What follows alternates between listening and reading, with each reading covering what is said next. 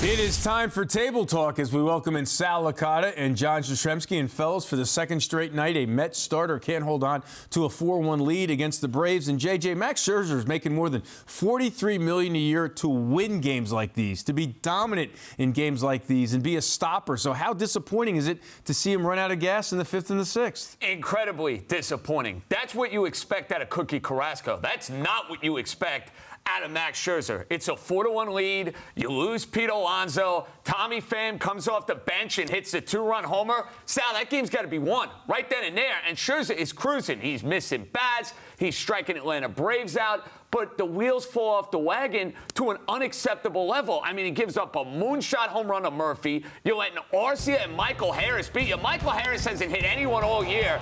Can't give up a hit to tie the game. And then, of course, Acuna goes and gives you the lead.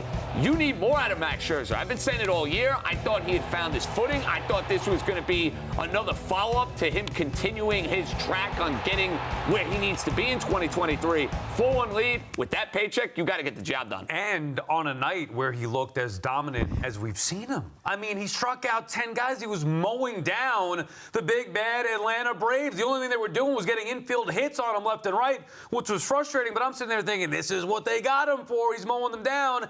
And then, boom, it goes away just like that. I don't know if there's anything he could do. He's obviously got to be better, but the Braves are just that much better than the Mets. So, yeah, we can pick on Scherzer saying he's got to be better, but he was dominant. He struck out 10. He didn't walk anybody, give up 5 infield hits, and yet they still get beat. I just think the Braves lineup is too good. The Braves are relentless. Right now, the Mets are not. And we've heard about all season long about how the Mets, the stars, need to play to the back of their baseball card. Just wait, they'll turn it around. But that's not working so far. So, Sal, what do the Mets need to do now to turn this around? Here's the problem. They can't do anything. You could move on from Daniel Vogelbach. I'm not sure, what their idea here is. What point are you trying to prove? The guy stinks. I said it last year, so I'm allowed to say it now. He was no good last year. Now everybody else is catching up. He doesn't do anything on the baseball field. How you could actually think that you want to run him out there in a lineup that's going to help you win games, it almost makes me think they don't care to win games by putting him out there in the lineup. So aside from having Alvarez in the lineup every day, whether it be a catcher or DH, moving on from Vogelbach, those are really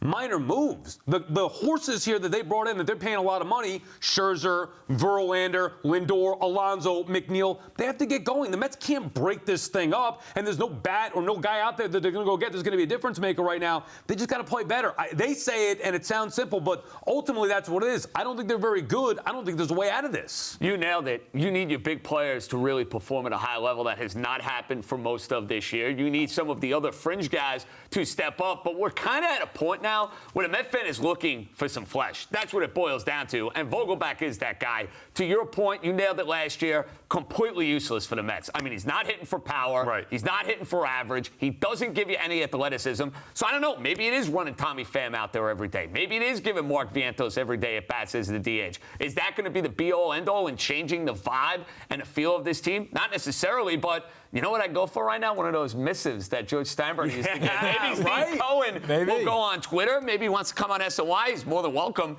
Maybe we'll get a missive from the owner.